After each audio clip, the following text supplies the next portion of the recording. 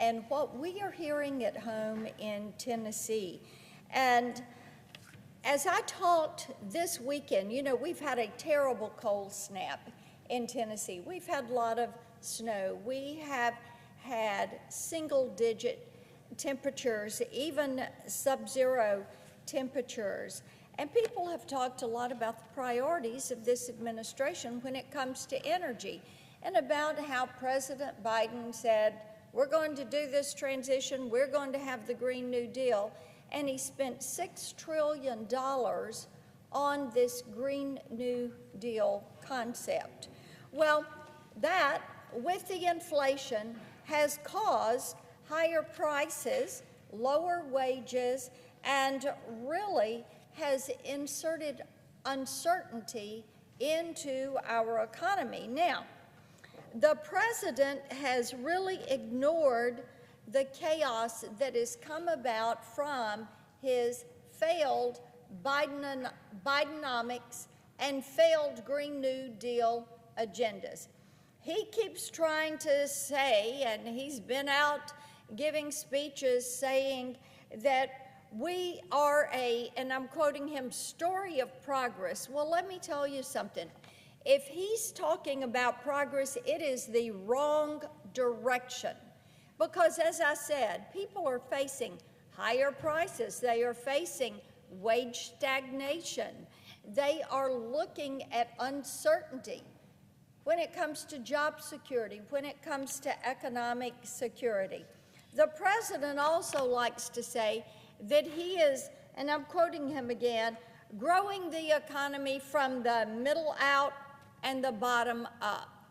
But Mr. President, let me tell you, when I talk to Tennesseans, that is not happening. They talk about how the economy is shrinking. And they also talk about how costs are just hammering them every single month. Now, I think that when we talk about inflation and the state of the nation's economy, we have to look at where President Biden started. When he took the oath of office, the inflation rate in this country was at 1.4%. What he did was to run that inflation up to a 40-year high at 9.1%. And now they run around saying, oh, we've gotten inflation back down to 3.4%. But still, you have to look collectively at what has happened. Now, under President Biden, I've got some of the headlines here that show you what is happening. Here is the reason why, Mr. President, prices across the board, it's not 3.4% that people are seeing, it is 17.3%. The cost of clothing is up 7%. Rent prices are up 19%. Food prices are up 20%. Gas prices, when you go to the pump, it's up 30%. And home heating and cooling, 31%. And mortgage rates are at a 2-decade high. That has led to Bidenflation, and it has led to some of these headlines. Analysis finds Americans need an extra $11,400 a year to afford the basics. The basics. That means just treading water, doing nothing extra. 62% of the Americans are living paycheck to paycheck as holiday spending and credit card debt rise. People are pulling the plastic out in order to try to make ends meet. And then you have another one from Yahoo Finance. Why a record number of Americans are struggling to pay rent. CBS, millions of older workers are nearing retirement with nothing saved. You have CNN Business. Inflation isn't beaten yet, and the risk of a new price shock are rising.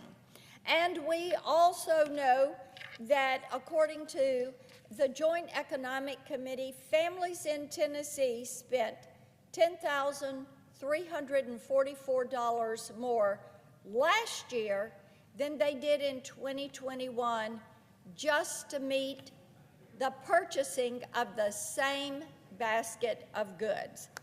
That is what Joe Biden's economic policies have done to our pocketbooks.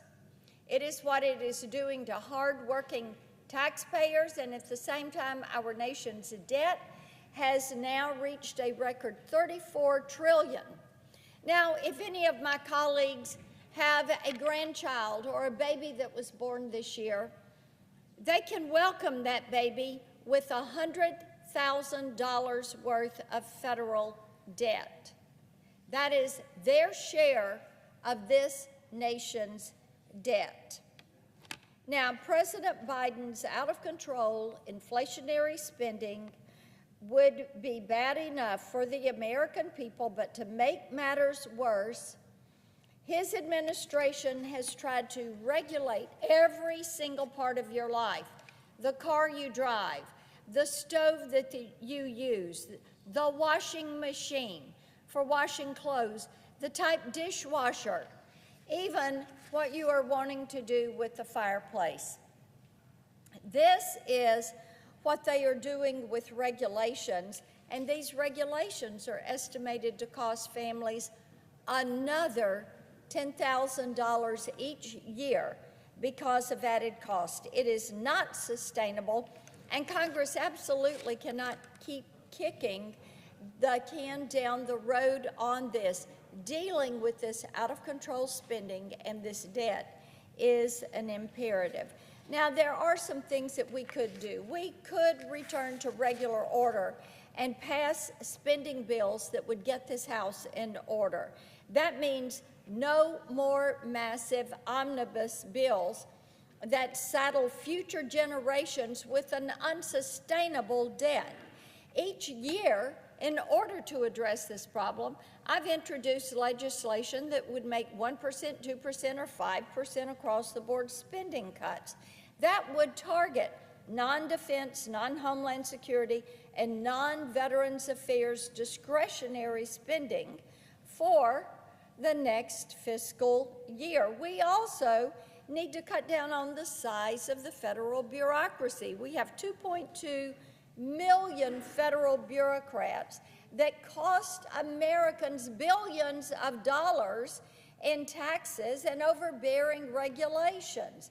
Addressing the rising salaries and the size of the federal government workforce should be a top priority when considering how to rein in federal government and how to control spending. This would begin the process of draining the swamp of unelected bureaucrats who are not accountable to anyone and would change the decisions that they are making about Americans' lives. Mr. President, I ask unanimous consent that the next portion of my remarks be placed separately in the record. Thank you, Mr. President. Last week, after weeks of attacks on commercial vessels in the Red Sea, President Biden designated the Iran-backed Houthis as a specially designated global terrorist group. Now, the Houthis should never have been taken off the list of terrorist organizations. They had been placed on that list by President Trump. And then President Biden decides to take them off. He was trying to appease Iran, but in doing this, he only emboldened the Ayatollah's terror proxies. And we all know that Hamas and Hezbollah, the Houthis, ISIS in Syria, ISIS in Iraq, they are all proxy groups for Iran. Yet, the national security spokesman, John Kirby, is still defending the decision to take the Houthis off the list of foreign terrorist organizations. It is difficult to unravel all the catastrophic mistakes that this administration has made on this very issue. Now, we've had over 150 missile attacks from Iran-backed proxies against our armed forces and also against commercial vessels. President Biden has redesignated the Houthis only as a specially designated global terrorist group. As I said, he didn't go all the way and designate them a foreign terrorist organization, which is what President Trump had done. Now, here is the difference in that designation and why it is significant. This means that the Houthis can still obtain U.S. visas. There is not a criminal penalty to support them, and U.S. banks are not required to seize their funds. So the Houthis can still get a visa to come to the U.S. U.S. banks cannot freeze the funds that the Houthis have and prohibit them from getting to those funds. Now, who gives them most of their money? It comes from Iran, who gives them about $100 million a year, plus trains them, plus equips them, plus arms them, and allows them to carry out their bad deed. Now, the White House also admitted this, which I think is rather stunning when you consider the fact that Iran, through the Houthis, you've had 150 attacks on U.S. ships and commercial vessels. So the White House said, okay, Houthis, if you will stop your attacks and stop attacking us in the Red Sea and the Gulf of Aden, then the U.S. will immediately reevaluate your designation. Again, practicing appeasement.